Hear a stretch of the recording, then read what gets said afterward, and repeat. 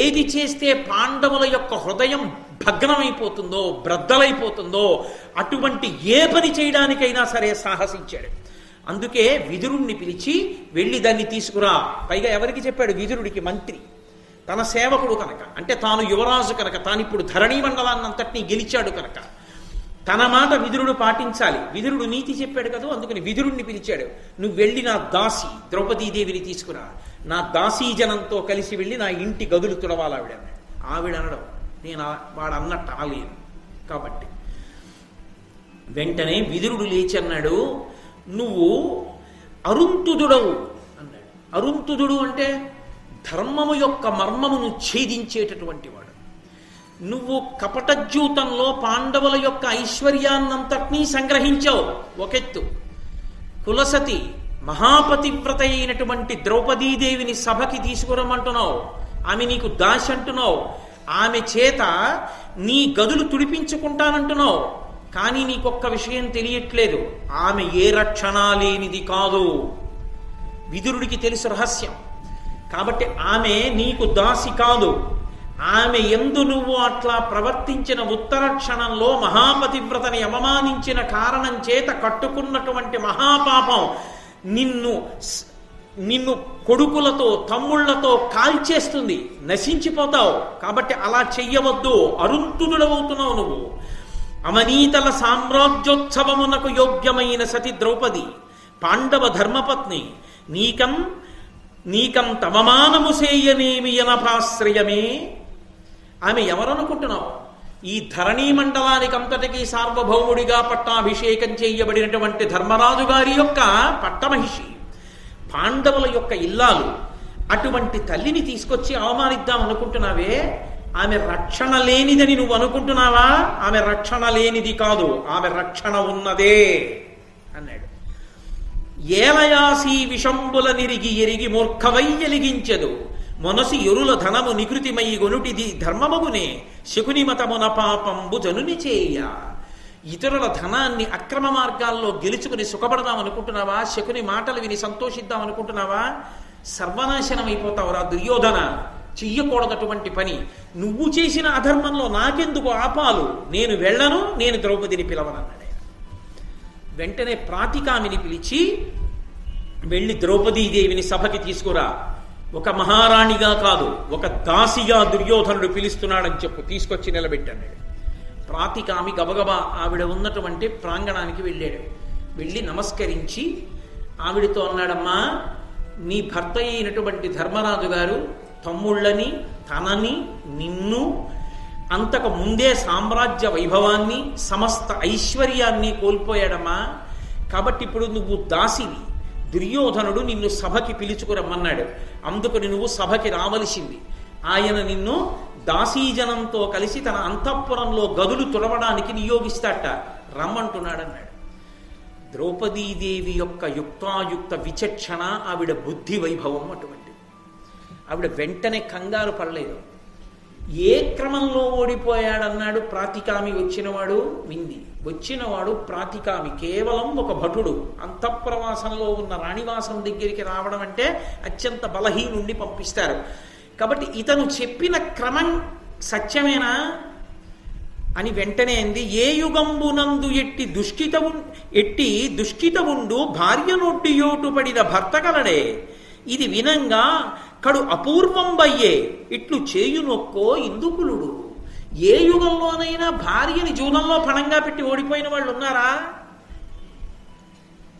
చంద్రవంశంలో పుట్టినటువంటి ధర్మరాజు గారు ఈ పని ఎలా చేశాడు అని అడిగింది. అంటే ఏమిటి ఆవిడ నమ్మకం? చెయ్యడు ధర్మరాజు. పెట్టాడా ధర్మరాజు ఆవిడ్ని పణంగా? తాను పెట్టలేదు, శకుని పెట్టమన్నాడు. ఏమిటి తేడా చెప్తాడు. కాబట్టి ఆ చంద్రవంశంలో పుట్టినటువంటి ధర్మరాజు ఈ పని ఎందుకు చేశాడు? ఇట్లు చేయునొక్కో ఇందుకులుడు ఇలా చేస్తాడా? చంద్రవంశమునందు పుట్టిన ధర్మరాజు నాకు అనుమానంగా ఉంది. నువ్వు చెప్పిన క్రమంలో ఒడ్డాడా, ఇంకో క్రమంలో ఒడ్డాడా? నేను ఒక ప్రశ్న అడుగుతాను, వెళ్ళి కనుక్కురా అంది. మున్ను తన్నోటుబడి మరి నన్ను ఓటుబడియనో, నన్ను మున్నోటుబడి విభుండుగ్రన్న తన్నోటుబడియనో అన్నా నాకు నెరుగ చెప్పుము దీనిని వెరుగుదేని. నేను నిన్ను ప్రశ్న అడుగుతానయా, చెప్పు. తన్నోడి నన్నోడెనా నన్నోడి తన్నోడెనా చెప్పండి. ఇప్పటికీ ఆంధ్రదేశంలో సమాధానం లేని ప్రశ్న అయితే ఏమంటామంటే తన్నోడి నన్నోడెనా నన్నోడి తన్నోడెనా అలా ఉంది ఈ ప్రశ్న అంటూ ఉంటారు. ఆవిడంది ధర్మరాజు గారు ఓడిపోయాక నన్ను పందెంలో ఒడ్డి ఓడిపోయాడా, నన్ను పందెంలో ఒడ్డి ఓడిపోయాక ధర్మరాజు గారు తనని తాని పందెంలో ఒడ్డుకుని ఓడిపోయాడా? నీకు తెలిస్తే చెప్పు. ఆయన బుర్రగోక్కుని అన్నాడు, నిన్ను ఒడ్డి ఓడిపోయిన తరువాత ధర్మరాజు తనని తాను ఒడ్డుకున్నాడా, ధర్మరాజు ఓడిపోయాక నిన్ను ఒడ్డాడా అని కదా అడుగుతున్నావు? ఏమో నాకు తెలియదు. వెళ్ళి అడిగిరా ఈ విషయం. ఆయన గబగబా సభలోకి వచ్చాడు. ఏమిరా తీసుకురాలేదు అన్నాడు దుర్యోధనుడు. ఆవిడ ఒక ప్రశ్న అడిగింది, మహాప్రభో ఈ ప్రశ్నకి జవాబు తీసుకురమ్మంది. ఏమిటా ప్రశ్న? తన్నోడి నన్నోడనా నన్నోడి తన్నోడనా అని అడిగింది అన్నాడు. ధర్మరాజు వంక చూసి అడిగాడు. ధర్మరాజుని కదా అడగమంది. ధర్మరాజు విశేషమైనటువంటి దుఃఖానికి లోనైనటువంటి వాడై ఏమీ మాట్లాడలేదు. దుర్యోధనుడు అన్నాడు, ఆ ప్రశ్నకి జవాబు ఏమిటో ధర్మరాజు ఇక్కడే చెప్పాలి, ఆమె ఇక్కడే వినాలి, ఇక్కడికి వచ్చి వినమను, తీసుకురా, లాక్కురా రాకపోతే అన్నాడు. ప్రాతికామి మళ్ళీ వెళ్ళాడు. ఆ ప్రాతికామి మళ్ళీ వచ్చేటప్పటికే గుర్తుపట్టింది ద్రౌపదీదేవి. పరిస్థితి చాలా దూరం వెళ్ళిపోయిందనమాట. లేకపోతే దుర్యోధనుడు తనని ఇంత నిగ్రహించి సభకి రమ్మని కబురంపడమే అని, నేను ఏకవస్త్రని కోకముడి క్రిందకు వేసుకుని ఉన్నదానను, రజస్వలా దోషంతో ఉన్నదాన్ని, అందుకని నేను సభకి రాకూడదండి. వీలు లేదు, దుర్యోధనుడి యాజ్ఞ మహారాజుగా అన్నాడు. ఆవిడ గబగబా వెళ్ళి ధృతరాష్ట్రుడి దగ్గర నిలబడింది. ఎందుకని? ధృతరాష్ట్రుడు మామగారు, తన మామగారు లేడు, పాండురాజు గతించాడు. పెద్ద మామగారు ఎవరు? ధృతరాష్ట్రుడు. కోడలికి సర్వకాలముల యందు రక్షణ కల్పించవలసినటువంటి కర్తవ్యం మామగారి మీద ఉంటుంది. తన కన్న కూతురి కన్నా కోటి రెట్లు ఎక్కువగా చూసుకోవలసింది కోడల్నే. కోడలి రక్షణ బాధ్యత అంతా ఎవరిది అంటే మామగారిదే. కన్యాదానం చెయ్యగానే తండ్రి కిందికి వెళ్ళిపోతాడు, మామగారే పై స్థానానికి వచ్చేస్తాడు. మామగారిదే పెద్ద చెయ్యి, ఆయనదే ఆ కర్తవ్యం అంతా. నిజానికి తండ్రి చచ్చిపోయినప్పుడు ఎక్కువ ఏడుస్తుందా, మామగారు చచ్చిపోయినప్పుడు ఎక్కువ ఏడుస్తుందా అంటే కోడలు మామగారు చనిపోయినప్పుడే ఎక్కువ ఏడుస్తుంది. నాకు సమస్త రక్షణలైన మా మామగారు వెళ్ళిపోయారని. ఎందుకంటే తండ్రికి అంత కర్తవ్యము లేదు, అంత గొప్ప స్థానంలో ఉన్నవాడు కాదు. ఒకసారి కన్యాదానం చేసిన తరువాత మామగారే అంత గొప్పవాడు, ఆ కర్తవ్యం నిర్వహించిన మామగారు. అంతేగాని అదొక్కటి కోరుకోండి నేను చెప్పట్లేదు. మామగారిగా రక్షణ బాధ్యతలు తలకెత్తుకోవాలి. కోడలు బాధపడుతున్నా చూస్తూ కూర్చుని నేను మామగారిని అన్న మామగారుల గురించి నేను మాట్లాడలేదు. కాబట్టి అంతటి రక్షణ మామగారు ఇవ్వాలి. కాబట్టి ఇప్పుడు ఆమె వెళ్ళి మామగారి దగ్గర నిలబడింది. ఎందుకని? నిజంగా ఒకవేళ నా భర్త నన్ను ఒడ్డినది నిజమైతే నాకు జరగబోయేటటువంటి అవమానం నుంచి నన్ను గట్టెక్కించవలసిన కర్తవ్యం మీ మీద ఉంది.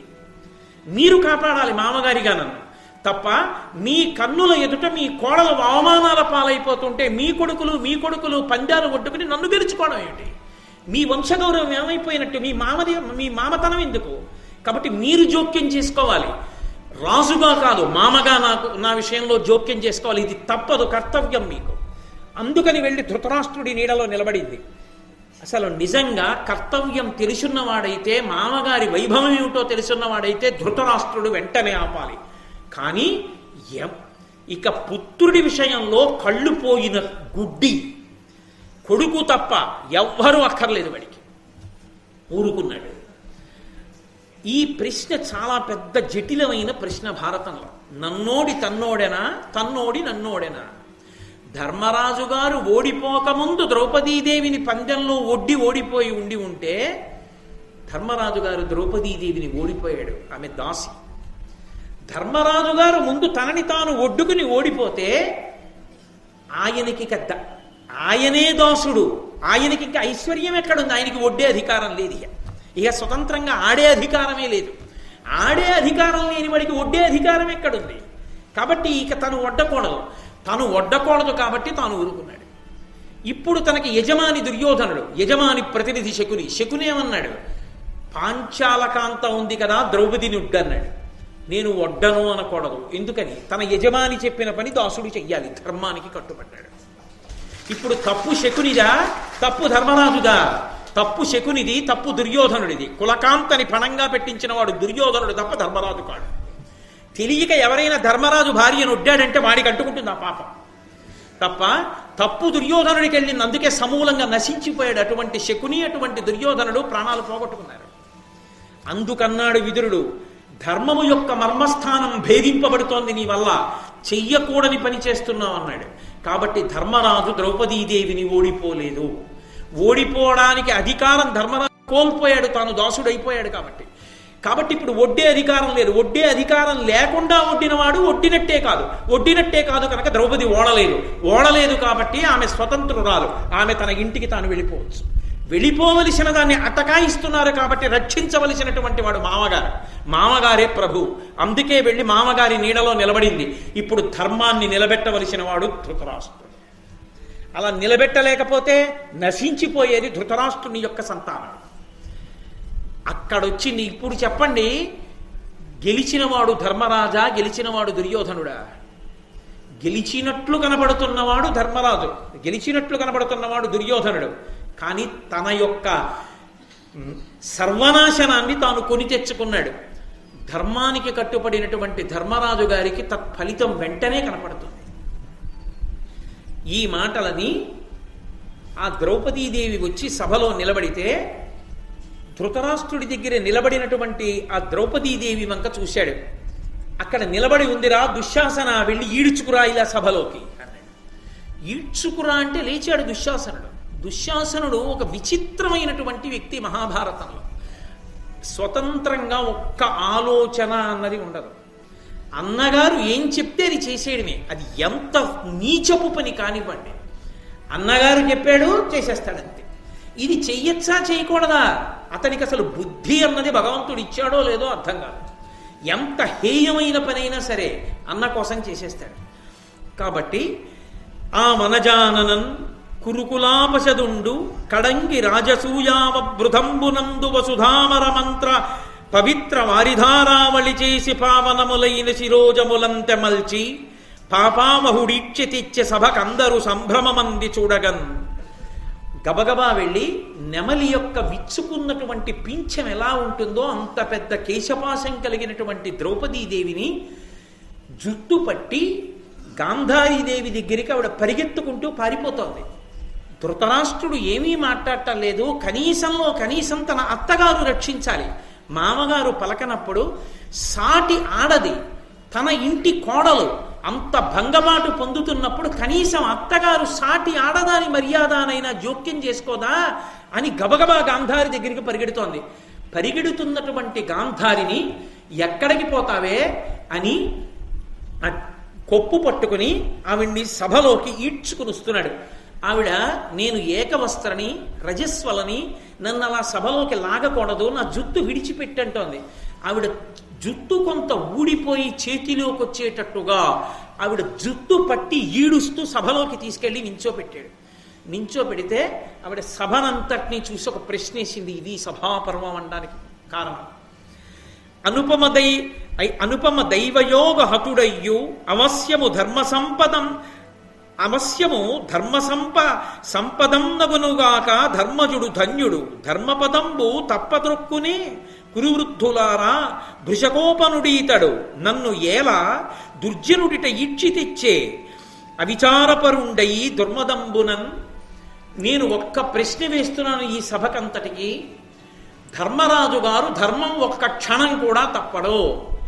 ధర్మం తప్పని ధర్మరాజు గారు నన్ను ఒడ్డి ఓడిపోయాడా? ఈ సభలో ఉన్నటువంటి పెద్దలు నాకు జవాబు చెప్పండి. యుక్తాయుక్త విచక్షణ తెలియని బుద్ధిహీనుడైనటువంటి ఈ వంశ కళంకుడైన దుశ్శాసనుడు జుట్టు పట్టి రజస్వలనైన నన్ను ఏకవస్త్రని సభలోకి ఈడ్చి తీసుకొచ్చి నించోపెట్టాడు. సభలో ఉన్న పెద్దలందరినీ అడుగుతున్నాను, సభకి ప్రశ్న వేస్తున్నా, చెప్పండి దీనికి జవాబంది. ఇప్పుడేమైంది? ఒక విచిత్రం జరిగింది. స్వచ్ఛంద మరణం వరంగా కలిగినటువంటి భీష్మాదులకు కూడా కించిత్ దోషం ఆవరించింది. ఎందుకని? సభలో ప్రాజ్ఞులైన వారు అంత తల్లడిల్లిపోతున్న ఒక స్త్రీ అడిగినప్పుడు ధర్మాన్ని చెప్పాలి. కానీ చెబితే వింటాడా ధృతరాష్ట్రుడు, వింటాడా దుర్యోధనుడు? అవమానం వాళ్ళకవుతుంది. తలలు వంచి కూర్చున్నారు అందరూ. అప్పుడు ఇది ఉచితంబు కాదనక ఈ కురుముఖ్యులు చూచుచుండ దుర్ముదుడై వీడు నన్ను అవమానితు చేసేడి సర్వధర్మ సంవిధులన ఉన్న ఈ భరత వీరుల వంశము నేడ ధర్మ సంపద అతినింజమయ్యే అని భామిని కృష్ణుతలంచె భీతయై. ఆవిడ అరేరే, ఇంత పెద్ద సభ ఉంది, ఇంతమంది మహాపురుషులు ఉన్నారు ఇక్కడ, ఒక్కడంటే ఒక్కడు ఆమెని అలా పట్టి తేవడం తప్పన్నవాడు లేడు, నాకు ఇంత అవమానం జరుగుతుంటే జోక్యం చేసుకున్నవాడు లేడు అని మనసులో శరణాగతి చేసి కృష్ణ భగవానుణ్ణి ప్రార్థన చేసి తనని రక్షించమని అడిగింది. వెంటనే ద్రౌపదీదేవి పొందినటువంటి అవమానాన్ని చూసినటువంటి భీముడి హృదయం కుతకుతలాడిపోయి ద్రుపద తనూజం పణముగా కపటజ్యూతమున చేయగా తగు నిజనాధిప ఇది దుష్టజ్యూతము నెపమున పరిభూతమయ్యే నిష్కరుణుల చేతం. ఇప్పటి వరకు మాట్లాడలేదు భీముడు. అన్నయ్య రాజ్యం ఉడ్డావు, మేం మాట్లాడలేదు. మమ్మల్ని ఉడ్డావు, మేం మాట్లాడలేదు. ఎక్కడో అంతఃపురంలో ఉండవలసిన కులకాంత మన కోసం ఎన్ని కష్టాలు పడింది, మహాపతివ్రత, ఆమె నుడ్డావన్నయ్య.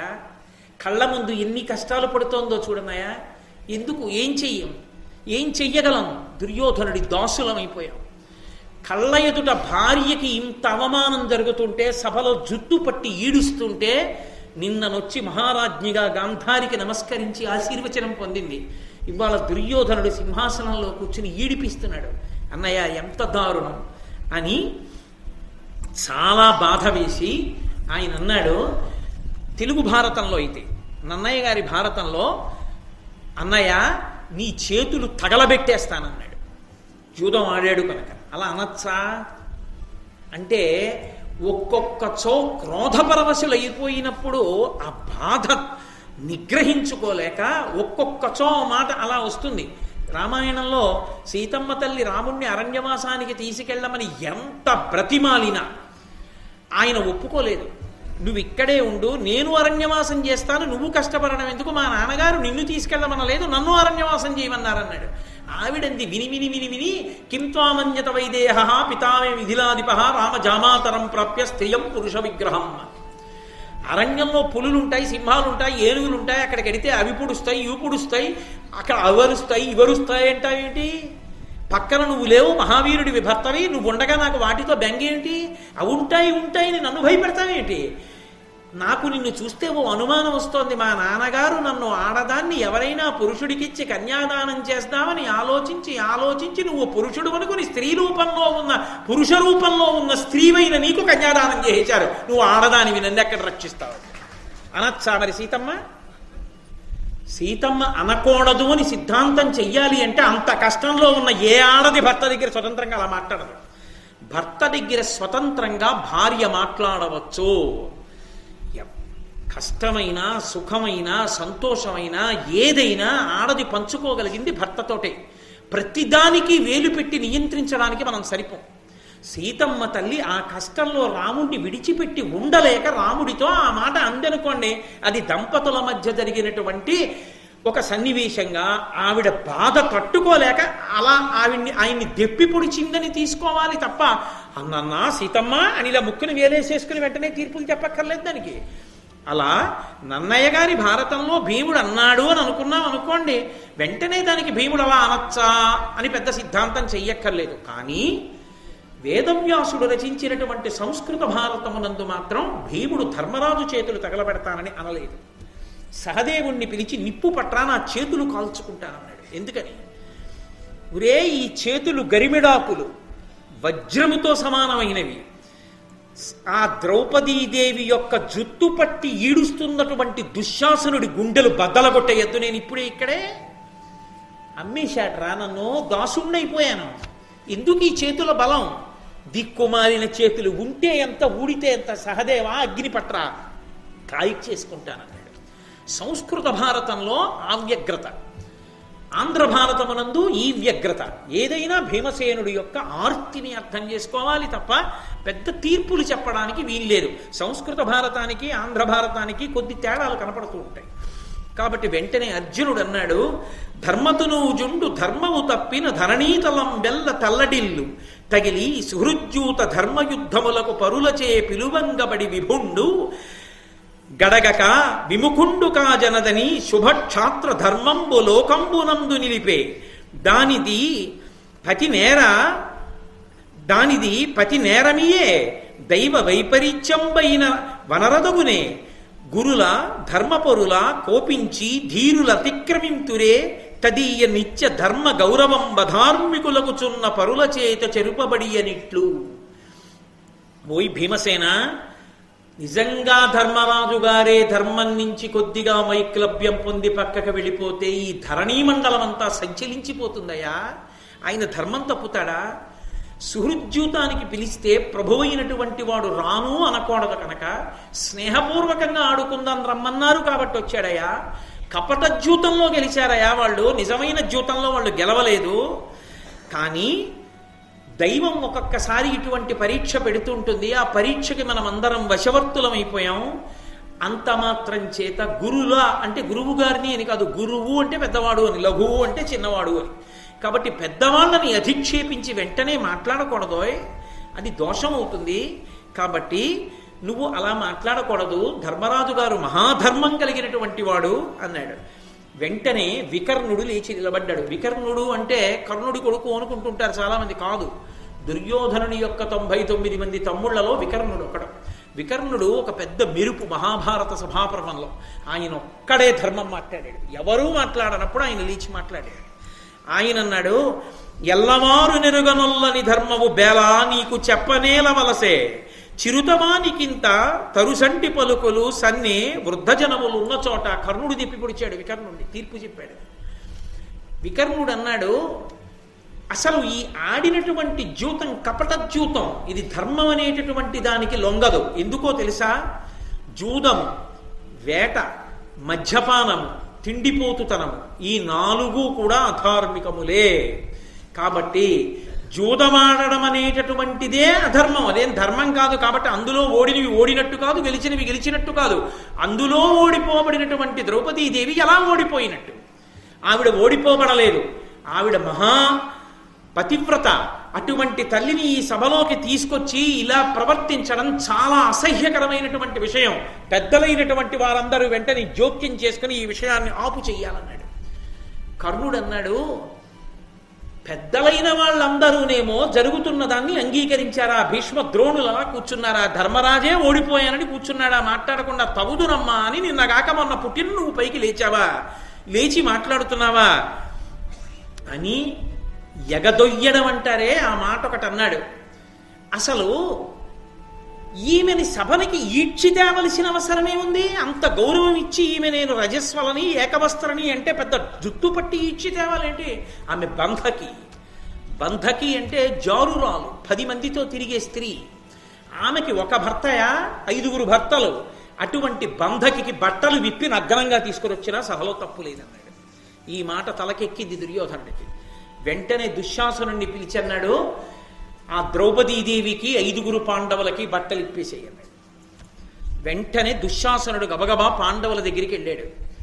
ఎక్కడ వచ్చి బట్టలాగుతారోనని అంతటి మహాసభలో 5 పాండవులు, అంతటి ధర్మాత్ములు, అంతటి తేజో విరాజితులు, గాంధీవం చేత పట్టుకుని టంకారం చేస్తే కొన్ని లక్షల మంది నెత్తురు కక్కుకు పడిపోతారు. భీమసేనుడే గదా దండాన్ని తిప్పితే నిప్పులు వస్తాయి. అటువంటి మహావీరులు వచ్చి తమ బట్టలు ఆగుతారేమోనని తమ పై బట్టలు తీసేసి అక్కడ పెట్టేశారు. పెట్టి అర్ధనగ్నంగా నిలబడ్డారు. నిలబడితే ఆ దుశ్శాసనుడు వికవిక నవ్వాడు. నవ్వి ద్రౌపదీదేవి వైపుకి ఎడుతున్నాడు ఆవిడ యొక్క వస్త్రములు ఊడదీయడానికి. అయితే కర్ణుడికి ఈ ఆలోచన ఎందుకు వచ్చింది కర్ణుడికి అంటే, సర్వనాశనం అవ్వడానికి భగవంతుడు అలాంటి ఆలోచనలు పుట్టిస్తాడు. 1. 2, కర్ణుడికి ఎంతసేపటికి పగ అర్జునుడి మీద. అర్జునుడంటే విపరీతమైన కక్ష. ఎదురుగుండా అర్జునుడిని యుద్ధంలో ఇప్పటి వరకు తాను గెలవలేదు. ఇప్పుడు వాళ్ళని ఓడించారు, దాసుల్ని చేశారు. కానీ కాలం ఒక్క రీతిగా ఉండదు. ఏం జరుగుతుందో, ఏ కారణానికైనా పాండవులు కాని స్వేచ్ఛ పొందారా, నాగుపాముల తలల మీద పెట్టిన కాలు తీసినట్టే. శాశ్వతంగా రాజ్యం వచ్చిందని చెప్పడం కష్టం. పాండవులు బ్రతికున్నన్నాళ్ళు. తన చేతికి మట్టి అంటుకోకుండా పాండవులు 5 అక్కడికక్కడ చచ్చిపోవాలంటే ద్రౌపదీదేవికి పరాభవం జరిగితే 5 భర్తలు ఉండి తమ కన్నుల ఎదుట తమ భార్య బట్టలు ఇప్పేస్తే చూస్తూ ఉండలేమని వెంటనే ప్రాణాలు విడిచిపెట్టేస్తారు పాండవులు. 5 పాండవులు చచ్చిపోతే రాజ్యము శాశ్వతం, తన కక్ష తీరుతుంది. అందుకు ద్రౌపదీదేవి బట్టలు విప్పమన్నాడు. ఎవడి కక్ష వాడిది. ధర్మం వదిలేస్తే, కట్టుబాటు వదిలేస్తే, నాగరికత వదిలేస్తే, మనుష్యత్వాన్ని వదిలేస్తే ఎంత ఘోర కృత్యాలకైనా దిగజారిపోతారు. ఇన్ని జరుగుతున్నా కళ్ళు పోయాయేమో కానీ చెవులున్నాయిగా. వింటున్నవాడు జోక్యం చేసుకోలేని దౌర్భాగ్యుడు రాజైతే ఆ గుడ్డిరాజు వల్ల వచ్చింది ఈ కథ అంతా. కాబట్టి ఇప్పుడు వెంటనే దుశ్శాసనుడు గబగబా ఆవిడి దగ్గరికి వెళ్ళి, ఇది సేయగాదని మది విచారింపగా సద్గర్హితుండు దుశ్శాసనుండు నెట్టన ద్రౌపది కట్టిన పుట్టంబు సభలోన విచ్చెన ఆశంకలేక ఎడుగక ఎలువంగబడి ఉన్న అపనీతమైన తద్వస్త్రంబు నట్టి వలువ లలితాంగి జగనమండలమును బాయక ఒప్పుచునున్న యువిధ చూచి సభ్యులెల్లా ఉదిత సమ్ముదులైరి దుశ్శాసనుండు వస్త్రచయము పర్వతోపమానమైన నులువంగనోపక ఉడిగె లజ్జ పొంది ఉక్కు దక్కి. ఆ దుశ్శాసనుడు నిస్సిగ్గుగా వెళ్ళి 2 చేతులతో పమిటకి అడ్డుపెట్టి తన శరీరాన్ని కాపాడుకుందామని ప్రయత్నం చేస్తున్నటువంటి ద్రౌపదీదేవి యొక్క పవిట కొంగు పట్టుకుని ఆమె చీర ఒలిచేస్తుంటే, ఆమె అసలే ఏకవస్త్ర రజస్వల. చెప్పడానికి చేసిన వాడికి ఎంత సిగ్గు లేదో కానీ ఒక సభలో ఇది పద్యం చదివి చెప్పడానికి నాకు సిగ్గేస్తోంది. ఆ వస్త్రాపహరణం చేస్తుంటే ఆ తల్లి కృష్ణ భగవానుణ్ణి స్మరించింది శరణాగతి చేసి. స్మరిస్తే ఆమె జగనమండలము మీద ఉన్న వస్త్రం అన్నారు అన్నయ్య గారు. ఆమె నడుము మీద ఉన్నటువంటి బట్ట ఎంత లాగినా కొండలు కొండలుగా పడిపోయింది తప్ప ఆ చీర మాత్రం అలా వస్తూనే ఉంది. ఏమన్నాడు కర్ణుడు? ఆమెని బంధకి అన్నాడు. 5 ఇల్లాలు, ఆమెకి పాతివ్రత్యం ఏమిటి? ఆమెని బట్ట విప్పి నించోపెట్టచ్చు సభలో అన్నాడు. ఆమె పాతివ్రత్యమేమో నిరూపింపబడింది. ఇప్పుడంతటి మహాపతివ్రత జోలికెళ్ళారు కాబట్టి చేతులు కాలిపోయాయా? సర్వనాశనం అయిపోవడం ఖాయం అయిపోయిందా?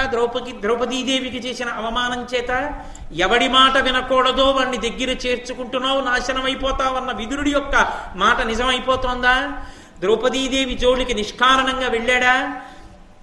వెంటనే ఇంత గొప్పగా ఆమె తన పాతివ్రత్యాన్ని నిరూపించుకున్నప్పటికీ కూడా వాళ్ళకి బుద్ధి రాదు. అది మూర్ఖత్వం అంటే. వెంటనే భీముడు లేచి కురువృత్త బాంధవులనేకుల్ చూచుచుండన్ మదోద్ధురుడై ద్రౌపదినిట్లు చేసిన కలున్ దుశ్శాసను లోకభీకరలీలన్ వధించి తద్విపుల వక్షశైల రక్తౌగ నిర్జరముర్వీపతి చూచుచుండ అని నాస్వాదింతు నుగ్రాకృతిన్ అని ప్రతిజ్ఞ చేశాడు. కురువృత్త బాంధవులనేకుల్ చూచుచుండన్. సభలో ఇంతమంది చూస్తుండగా ద్రౌపదీదేవి యొక్క వలువలు ఊడ్చడానికి ప్రయత్నించినటువంటి ఇదే దుశ్శాసనుణ్ణి కురువృత్త బాంధవులు అనేక మంది చూస్తూ ఉండగా మదోత్థురుడై ద్రౌపదిని ఇట్లు చేసిన కలున్. ద్రౌపదీదేవి బట్టలు అన్న మాట మాట్లాడలేడు భీముడు. భర్త మనసొప్పక ఇట్లు చేసిన కలున్, ఇలా చేసిన ఈ దౌర్భాగ్యుడికి దుశ్శాసను లోకభీకరలీలం వధించి, మామూలుగా చంపను, లోకమంతా భయపడిపోయేటట్టుగా చంపేస్తాను. తద్దిపుల వక్షశైల రక్తౌఘ నిర్జర ముర్వీపతి చూచుచుండ. ఇదే దుర్యోధనుడు తన మేము చూస్తుండగా ద్రౌపదీదేవి బట్టలిప్పించాలనుకున్నాడు.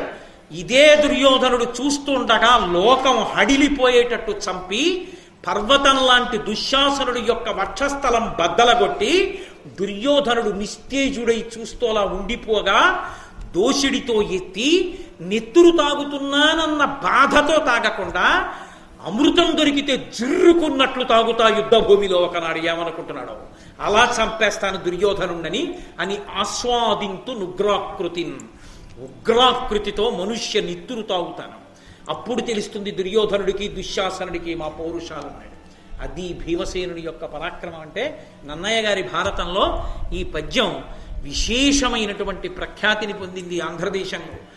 విదురుడు వెంటనే జోక్యం చేసుకుని అన్నాడు, అయిపోయిందిగా దుశ్శాసన మరణం నిర్ణయం అయిపోయింది. సుమతులు పాంచాలీ ప్రశ్నమునర్థము నేర్పడం విచారింపుడు, పాపము వందు ధర్మ సందేహము తీర్పని నాడు సభ్యులకు సజ్జనులకు. విదురుడన్నాడు, ఆ తల్లి అడిగింది, నన్నోడి తన్నోడెనా తన్నోడి నన్నోడెనా అని అడిగింది. ధర్మరాజు చెప్పలేదు. వికర్ణుడు చెప్తే నోరు మూశారు, నేను చెప్తే మాట్లాడలేదు. ధర్మరాజు ముందు ఓడిపోయాడు కనుక ద్రౌపదీదేవి దాసి కాదు, రక్షణ లేనిది కాదని చెప్పాను, సమర్థించలేదు.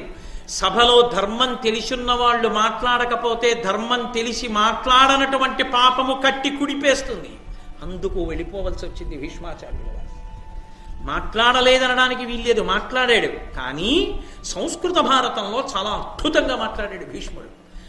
కానీ నిర్ణయం మాత్రం చెప్పలేదు. ఒక్కటి చెప్పి వదిలేశాడు, ఈ కౌరవులు సర్వనాశనం అయిపోతారమ్మా, ఈ ధార్తరాష్ట్రులు ఎంతో కాలం ఉండరు తల్లి, నశించిపోతారు నీకు చేసినటువంటి అపకారానికి అన్నాడు. అక్కడే చెప్పకుండా చెప్పాడు, నువ్వు ఓడిపోలేదు అని చెప్పాడు భీష్ముడు. నిన్ను ఒడ్డి ధర్మరాజు తర్వాత ఓడబడలేదు, ధర్మరాజు ముందు ఓడిపోయాడు, అందుకని నిన్ను ఒడ్డే అధికారం లేదు, నీవు దాసివి కావు అని ముందే చెప్పాడు. కాబట్టి ధర్మం చెప్పకపోతే మీ అందరూ కూడా పాపానికి వశులవుతారు. సభలో ఉండి ఎవ్వరూ మాట్లాడలేదు కనుకనే సభలో ఉన్న వాళ్ళందరూ మృత్యువును పొందడానికి కావలసిన పాపాన్ని మూట కట్టుకున్నారు. అలా మూట కట్టుకోకపోతే రేపు కురుక్షేత్ర యుద్ధంలో భీష్ముడు ఎలా ఈగుతాడు, ద్రోణుడు ఎలా పడిపోతాడు, అశ్వత్థామ ఎలా పడిపోతాడు, కృపాచార్యుడు సరే శాశ్వతుడు చిరంజీవి ఉండిపోయాడు మహానుభావుడు ఆయన. ఆ తరువాత వచ్చినటువంటి రాజులకు కూడా, ధర్మరాజు గారి యొక్క సంతానానికి కూడా ఆయన గురుత్వం వహించినటువంటి వాడు. మిగిలినటువంటి మహావీరులైనటువంటి వాళ్ళందరూ ఎలా మరణిస్తారు? మరణించడానికి తగినటువంటి పాపం వండబడాలి. పాపం వండబడాలంటే అటువంటి దుష్కృత్యం జరగాలంటే తను గుర్తు రాకూడదు. అందుకే ద్రౌపదీదేవికి గుర్తొచ్చి వాన సంరక్షణం చేయించాడు తప్ప పాండవులకు మాత్రం గుర్తు రాలేదు కృష్ణ భగవానుడు.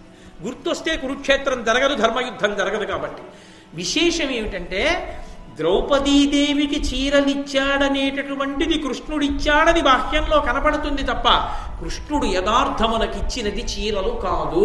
బాగా గుర్తుపెట్టుకోండి. కృష్ణుడు ద్రౌపదీదేవికి చీరలిచ్చాడు అంటే ఆవిడ ఇంతకు ముందే ఏమైనా వస్త్రదానం చేసిందా అండి? ఆ ప్రశ్న ఉండదు.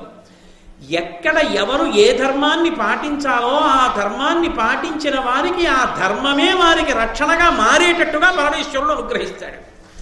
ఆమె మహాపతివ్రత, ఆమె పతివ్రతా ధర్మాన్ని పాటించింది. కర్ణుడు చెప్పినట్లు ఆమె బంధకి కాదు. మహాపతివ్రత అయినటువంటి ద్రౌపదీదేవి జోలికొచ్చినా, ఆవిడ గురించి ఇష్టం వచ్చినట్టు మాట్లాడినా, తొట్టతొదకు దుర్యోధనాదులు ఎలా చచ్చిపోయారో ఎవడైనా అలాగే చచ్చిపోవలసింది. కాబట్టి ఆమె జోలికి వెళ్ళకూడదు. అటువంటి ద్రౌపదీదేవి జోలికి వెళ్ళి వీళ్ళందరూ నిహతులైపోయారు. ఆ ద్రౌపదీదేవి జోలికి వెళ్ళినప్పుడు ఆవిడ వేసినటువంటి ప్రశ్నకి తగినటువంటి సమాధానం ధర్మరూపంగా ఇవ్వనటువంటి కారణం చేత పాపాన్ని మూట కట్టుకుని మరణానికి కావలసినటువంటి స్థితిని మిగిలినటువంటి వాళ్ళందరూ పొందారు. అందుకు పడిపోయారు కురుక్షేత్ర యుద్ధంలో. ఒక్క ద్రౌపదీ వస్త్రాపహరణం కురుక్షేత్ర యుద్ధంలో మిగిలిన వారు పడిపోవడానికి కావలసిన పాపాన్ని వండిపెట్టింది. ధర్మానికి కట్టుబడి నిలబడిపోయినటువంటి పాండవులు కురుక్షేత్ర యుద్ధంలో నెగ్గి శాశ్వత సామ్రాజ్య వైభవాన్ని అనుభవించారు. అంటే నిజానికి ఇక్కడ గెలిచిన వాళ్ళు పాండవుల, ధృతరాష్ట్రాదుల అంటే దుర్యోధనాదులు ఓడిపోయారు ధర్మం తప్పి. నిజానికి గెలిచినటువంటి వారు పాండవులే. కనుక మహానుభావుడైనటువంటి భీమసేనుడు అటువంటి ప్రతిజ్ఞ చేస్తే అడిగాడు, ఈ వికర్ణుడు బాలుడయ్యును నేర్పరించి యథావిధిన్ దేవమంత్రియవోలే ధర్మము తెల్పే ఈతని బుద్ధి మీ రేవగింపక చేకునుండిది ఎల్లయందును ధర్మ సద్భావమొక్కనికేర్పరింపగా బ్రహ్మకైనను బోలునే. ధర్మాన్ని చెప్పడం, ధర్మ సూక్ష్మాన్ని చెప్పడం బ్రహ్మగారికి కూడా సాధ్యం కాదు. కానీ బాలుడు, చిన్నవాడు వికర్ణుడు లేచి ధర్మాన్ని చెప్పాడు సభలో. అలా మిగిలినటువంటి వాళ్ళందరూ కూడా యథార్థమైనటువంటి స్థితిని, ద్రౌపదీదేవి అడిగినటువంటి ప్రశ్నకి తగినటువంటి జవాబుని ఇవ్వవలసినటువంటి అవసరం లేదా? సభకు వచ్చి ధర్మ సందేహమడిగిన ఎరిగి చెప్పకుండిరేని సభ్యులు అనృత దోష ఫలమునంద అర్థముందుదురు అనిరి ధర్మవేదులైన మునులు. నిండైనటువంటి సభలో ధర్మవిధులైనటువంటి వారు ఉన్న చోటికి వచ్చి ఎవరైనా ధర్మాన్ని అడిగితే తెలిసుండి కూడా చెప్పకపోతే అబద్ధమాడిన ఫలితంలో సగం వాళ్ళకు వస్తుందని ధర్మం తెలుసున్న ప్రాజ్ఞులు చెప్పారు. ఇక్కడ ఉండి చెప్పకపోతే చెప్పని వాళ్ళందరికీ పాపంలో సగం అంటుకోదా? ధర్ము వెరిగిదాని దానుండుగా లాభ లోభ పక్షపాత లోలబుద్ధి సబల నెవ్వడేని సభ్యుడై పలుకువాడు అనృత దోషఫలమును అనుభవించు. లోభబుద్ధి చేతో, లౌల్యం చేతో, ధర్మం తెలిసి కూడా ఉన్నదున్నట్టు స్పష్టంగా చెప్పకుండా కొంత దాచి, కొంత చెప్పి, కొంత చెప్పక గుప్తంగా ఉంచిన వాడెవడో వాడు కూడా పాప ఫలితాన్ని అనుభవించవలసి ఉంటుంది. కాబట్టి సభలో ఉన్నవారు ద్రౌపదీదేవి అడిగిన ప్రశ్నకి జవాబు చెప్పండి అన్నారు. ద్రౌపదీదేవి అంది, అవ్విధంబున నొప్పి ఆ స్వయంవరంబున నాడఖిల భూపతులచే అట్లు చూడబడి పాండవుల ధర్మపత్నినై గోవిందు చెలియలినై వీని చేత ఇట్లు పరిభూతనగుచు సభామధ్యమున మహీపతులచే చూడంగబడి తిని ఇంత వడుదునే ఇప్పుడు నా పలుకులకెవ్వరు ప్రతివచనం బేల పలుకరైరి ధన్యులారా ఏన దాసినే దాసినే ఎరుగ చెప్పి పనుపుడెల్లవాని ననుచు వనరుచున్న నాపగాసుతుండు శాంతనవుడిట్టులనియ దాని చూచి. ఒకనొకనాడు మత్స్యయంత్ర భేదనాన్ని విషగా పెట్టి దాన్ని ఎవరు భేదిస్తారో వాళ్ళకి ఇచ్చి పెళ్లి చేస్తానని మా నాన్నగారు ద్రౌపద మహారాజు గారు ప్రకటన చేస్తే మత్స్యయంత్రాన్ని భేదించినటువంటి అర్జునుడు నన్ను భార్యగా స్వీకరించవలసి వస్తే కుంతీదేవి యొక్క వాక్యం చేత, వేదవ్యాసుని యొక్క వాక్యం చేత నేను పాండవుల 5గురికి ఇల్లాలినై సామ్రాజ్య పట్టాభిషేకం చేసుకుని గోవిందుడైనటువంటి కృష్ణ భగవానుడికి చెల్లెలనై అంత గొప్పదాన్నై ఇవాళ సభామంటపంలో ఇంతమంది రాజులు చూస్తూ ఉండగా ఇంత అవమానాన్ని పొంది ఒక్క ప్రశ్న అడిగితే నేను దాసినా కాదా అని అడిగితే ఇంతమంది పెద్దలున్న చోట జవాబు ఎందుకు చెప్పట్లేదు మీరు? నా ప్రశ్నకి జవాబు చెప్పవలసింది ఏంది? వెంటనే శాంతనవుడు భీష్మాచార్యుల వారు లేచన్నారు, అమ్మా నీ ప్రశ్నకి జవాబు చెప్పగలిగిన వాడు ధర్మరాజు ఒక్కడే, ఆయనే చెప్పాలి. కానీ ధర్మరాజు మౌనంతో మిన్నకున్నాడు. ధర్మ సూక్ష్మత ఎవరికి ఎరుకమ్మా? ధర్మం చెప్పడం తేలిక, ధర్మ సూక్ష్మం చెప్పడం అంత తేలిక తల్లి. కాబట్టి ఒక్క మాట మాత్రం చెప్తానమ్మా, దీని ఫలం చేత ఈ కురుకుల పాంసనులున్నారే, పయోముఖ విషకుంభాలు, ఈ ధార్తరాష్ట్రులు, దుర్యోధనాదులు, వీళ్ళు నశించిపోతారమ్మా అన్నాడు. ఎందుకు చెప్పాలా స్పష్టంగా భీష్ముడు? ఏమిటి భయం ధర్మం చెప్పడానికి? కొంచెం మీరు జాగ్రత్తగా గమనించండి. అందుకన్నాడమ్మా ధర్మం చెప్పచ్చు, ధర్మ సూక్ష్మం చెప్పలేము. ధర్మరాజును అడుగు ఎందుకు చెప్పలేదో ఆలోచించన్నాడు. అమ్మా పెద్దరికం వహించిన వాళ్ళందరం సభలో ఉన్నాం అనొచ్చమ్మా ఒక మాట, ఖచ్చితంగా నువ్వు దాసివి కావు, అదాసివి, నువ్వు ఓడబడలేదు. ధర్మరాజు ఓడిపోయాక నిన్ను ఒడ్డాడు కాబట్టి అధికారం లేదు. ఇంకా శకుని చెప్తే ఒడ్డాడు, తన యజమాని చెప్పిన మాట పాటించాలి కాబట్టి ఒడ్డాడు. ఆయన కర్తవ్యం ఆయన చేశాడు. అంతేకాని ముందు నిన్ను ఒడ్డినట్టుంటే నువ్వు ఓడిపోబడినట్టు. కానీ నిన్ను ముందు ఒడ్డి ధర్మరాజు తర్వాత తనని తాను ఒడ్డుకోలేదు, తనని తాను ఒడ్డుకుని ఓడిపోయి శకుని ప్రేరణ చేత నిన్నొడ్డాడు, అందుకని నువ్వు ఓడిపోలేదు. కానీ అమ్మా ఈ మాట నేను పైకి అన్నాననుకో, ఇంత సభామంటపంలో నీకు జరిగిన అవమానానికి వెంటనే నువ్వు ప్రతీకారం తీర్చుకోవాలనుకుంటావు మహాపతివ్రతమై. నువ్వు వెంటనే వెళ్ళిపోవమ్మా ఇక్కడి నుంచి. అలా వెళ్ళిపోతే దానికి అర్థం ఉండదు. నువ్వు వెంటనే శాపవాక్కు విడిచిపెడతావు. ఆ శాపవాక్కు విడిచిపెడితే 13 ఏళ్ళు ఉండదమ్మా ఈ రాజవంశం. నీ నోటి మాట చాలు. కులకాంత పతివ్రత నోటి వెంట వచ్చినటువంటి మాట చేత ఏ వంశాన్ని ఇంతకాలం ఈ చేతులతో పెంచి పెద్ద చేశానో, అధికారం కోరుకోకుండా రాజ్యాన్ని త్యాగం చేసి వీళ్ళు వృద్ధిలోకి రావాలని పెంచి పోషించానో, వీళ్ళందరూ సర్వనాశనమైపోతారమ్మా, కాలిపోతారు. పరస్త్రీ సంగదోషేణ భవో వర్ణంగతాహ. పరస్త్రీ సంఘాన్ని కోరుకున్నటువంటి వాళ్ళెందరో మరణించారమ్మా గతంలో. నీ జోలికొచ్చి వీళ్ళు బతుకుతారమ్మా. నేను నా నోటి వెంట ధర్మం చెప్పేశాననుకో అమ్మా, అందరూ పాడైపోతారు. అమ్మా, ఇంతమంది నా కళ్ళెదుట కాలిపోవడం చూడలేక వీళ్ళందరూ ఏడుస్తారని ధర్మానికి కట్టుబడి ధర్మరాజు అలా ఉన్నాడు. కాలం కలిసి వస్తుందని ధర్మజుడికి తెలుసు. అమ్మా, ధర్మానికి ఓర్చాడమ్మా ధర్మజుడు. అందుకే జవాబు ఆయన చెప్పలేదు. ఆ బాటే కదమ్మా మాది, అందుకు మేం చెప్పలేం. చెప్పలేక కాదు, చెబితే ఇప్పుడు నాశనం, చెప్పకపోతే 13 ఏళ్ల తర్వాత నాశనం. ధృతరాష్ట్ర పుత్రులు సర్వనాశనం మాత్రం వాళ్ళే. దాసులైపోయారని వీళ్ళు ఉన్నారనుకుంటున్నావేమో, ఉండరమ్మా. వాళ్ళే సర్వభౌములు, వాళ్ళే రాజ్యం ఏలుతారు. కాబట్టి ప్రకటనంగా ఆ మాట చెప్తానా? ధర్మ సూక్ష్మం కాబట్టి చెప్పను. నువ్వు దాసివి కావు, ఎలా చెప్తాను? సంజ్ఞ చేత చెప్తాను. ఏమిటా సంజ్ఞ? కౌరవులు పాడవుతారు, ధృతరాష్ట్ర పుత్రులు పాడవుతారు. వాళ్ళు ధర్మంలో గెలిస్తే పాడెందుకు అవ్వాలి? వాళ్ళు ధార్మికులు కారు. ధార్మికులు కారు, మహాపతి వ్రత జోలికి వెళ్ళారు, వాళ్ళది తప్పే అని నేనంటే, సభంతా లేచి మీది తప్పే అంటే, నీ బాధతో నువ్వు తట్టుకోలేక ఇప్పుడే శాపం ఇస్తావు. నా కళ్ళ ముందు కూలిపోతుంది వంశమంతా. ఆగానమ్మా పెద్దవాణ్ణి, నా ధర్మాన్ని ఆలోచించు.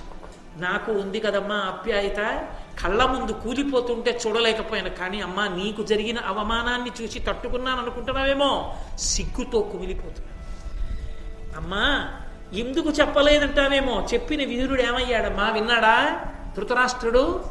విదురుడు చెప్తే విననివాడు నేను చెప్తే వింటాడా అమ్మా? వినడు. విననివాడు అక్కడ ఉన్నాడు. ధర్మం వాణ్ణి కాల్చేస్తుందమ్మా. అందుకుని ఊరుకున్నాను. ఇది ధర్మ సూక్ష్మం, నువ్వు పట్టుకోగలవు. నా తల్లి, అంతకన్నా ఏం చెప్పను. ఇది భీష్ముడి హృదయం. దీన్ని సంస్కృత భారతంలో బాగా ఆవిష్కరించారు. తెలుగు భారతంలో సంజ్ఞ చేసి నన్నయ్య గారు 3 వాక్యాలతో వదిలిపెట్టేశారు. కాబట్టి భీష్ముడు చెప్పలేదు ఏది అని నింద చేయడానికి మాత్రం లేదు.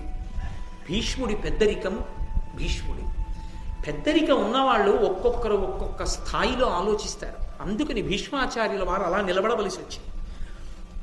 వెంటనే కర్ణుడు అన్నాడు, అరే ఇంత జరుగుతోంది, ఇంతమంది పెద్దలు ఇలా మాట్లాడుతున్నారు అని. లేదు, వాడి మంకుతనం ఎంతసేపటికి ఏమిటంటే, ఇంకా పాండవులు దాసులే, పాండవ పత్ని మా దాసియే, ఇది అడ్డు పెట్టే పాండవులు తమంత తాము చచ్చిపోయేటట్టు చెయ్యాలి అవమానంతో.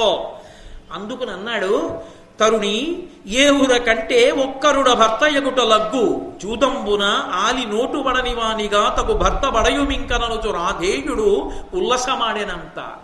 అటువంటి కులకాంత అంత ఏడిచి నిలబడితే ఆవిడితో హాస్యమాడాడు. 5 భర్తల్ని నమ్ముకుంటే ఇలా ఉంటుంది, వీధిలో పడేస్తారు. ఒక్క భర్తని నమ్ముకున్నావు అనుకో, ఇబ్బంది ఉండదు. అందుకని 5 వదిలిపెట్టి నిన్ను రక్షించగలిగిన ఒక్క భర్తను నమ్ముకో అని దుర్యోధనుడిని చూపించాడు. ఏమవుతుంది ఆవిడ? ద్రౌపదీదేవి. అసలు ఆ మాట కర్ణుడు అనొచ్చా? ఒకవేళ కర్ణుడు అన్నాడు పో, దుర్యోధనుడు సిగ్గుతో చచ్చిపోవాలి. వెంటనే వెళ్ళి ఆవు పేడ నీళ్ళలో స్నానం చెయ్యాలి. అసలు అలా అనొచ్చా అని. అటువంటిది ఏమీ సిగ్గు లేకుండా అమ్ముదితన్ విభీత హరిణాక్షి కలాప విభాసి కేశభారమ్మున నొప్పుదాని తన రమ్య పృథూరుతలంబు నెక్కగా రమ్మని సన్నచేస ధృతరాష్ట్ర సుతాగ్రజుడప్పుడు దాని దూరమ్మున చూచి కౌరవ కురంగ మృగేంద్రుడు భీముడు అల్కతోన్.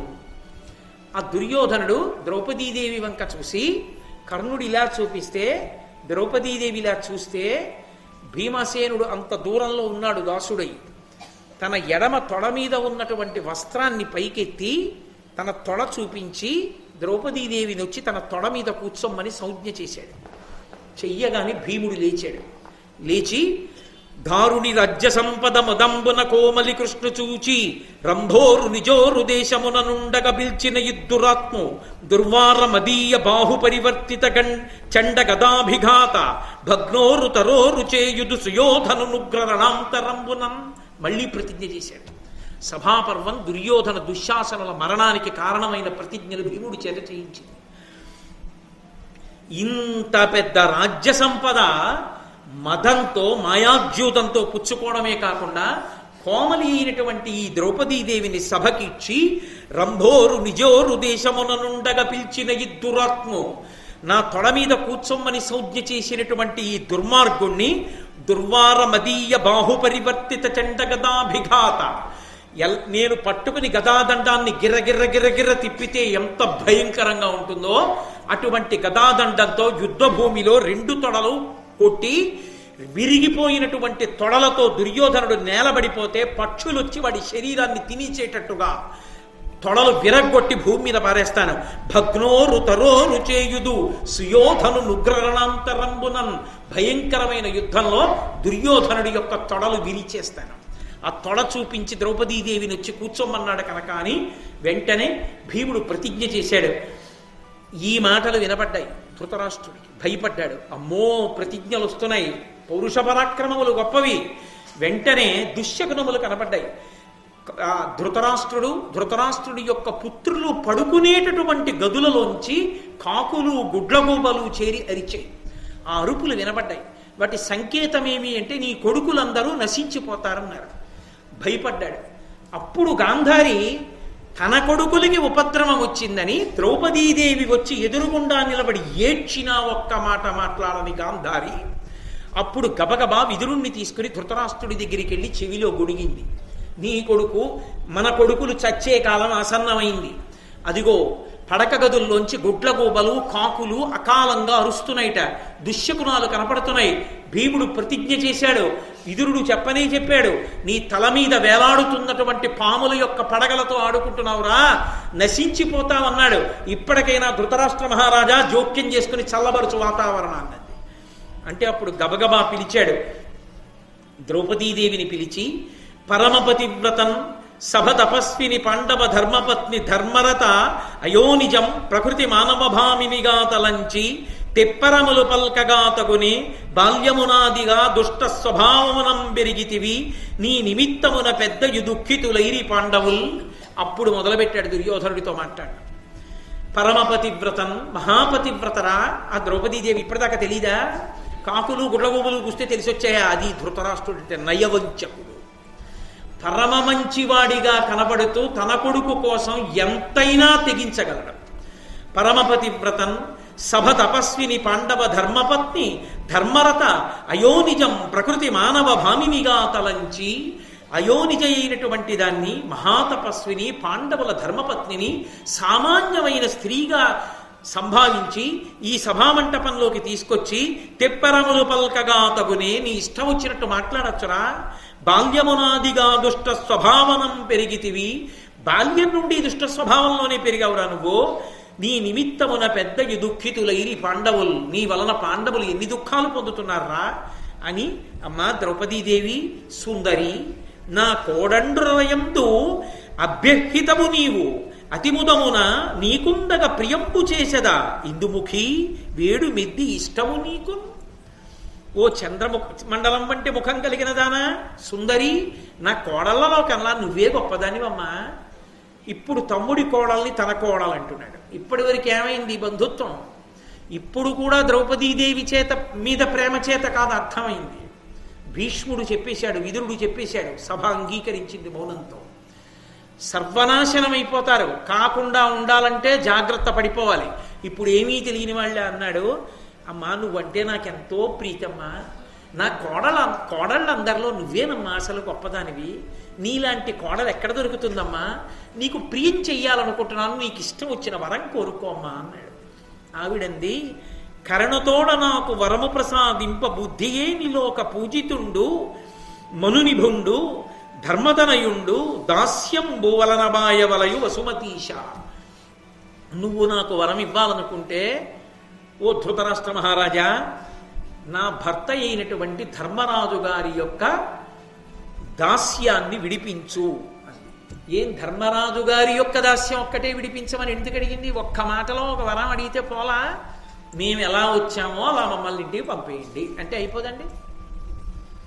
ఆవిడ ధర్మం అటువంటిది. అడగమన్నాడు కదానని గొంతెమ్మ కోర్కెలా అడగదు. మరి ధర్మరాజు గారు ఒక్కరిని ఎందుకు అడిగింది?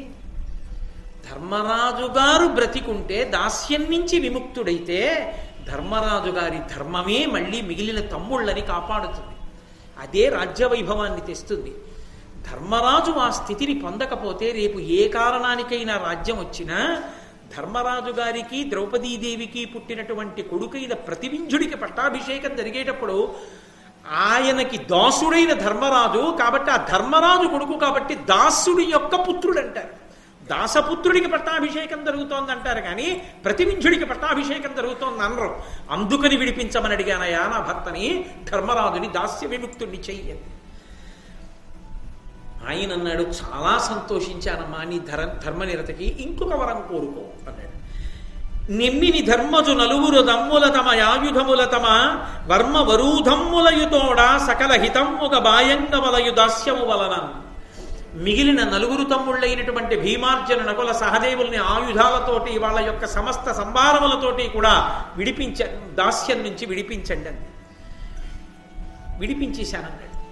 వరం ఇచ్చానుగా కాబట్టి ధర్మరాజుని భీమార్జున నకుల సహదేవుల యొక్క దాస్యం తీసేస్తున్నానన్నాడు. తన దాస్యం విముక్తి అడిగిందా? అడగలేదు. మరి దుర్యోధనుడి దృష్టిలో ఆమె దాసిగా ఎందుకు అడగలా? పాండవులు 5 తన భర్తలు దాస్య విముక్తులైతే తనని దాసి అని పిలవగలడా? దాసులయ్యుండగానే అలా ప్రవర్తిస్తే 2 ప్రతిజ్ఞలు చేసిన భీముణ్ణి తట్టుకోగలడా? నీ వరం నాకెందుకురా, నా భర్తల వైభవం నాకు చాలు. అది ఆవిడ పాతివ్రత్యం. అది ఆవిడికి భర్తల మీద గౌరవం. ఒక్క మాట భర్తలను అనలేదు ఆవిడ. అది ద్రౌపదీదేవి అంటే మహాతల్లి. ఆవిడ పేరు చెప్పుకుంటే పాపాలు పోతాయి, ఆవిడికి నమస్కారం చేస్తే ఉన్నత గతులు కలుగుతాయి.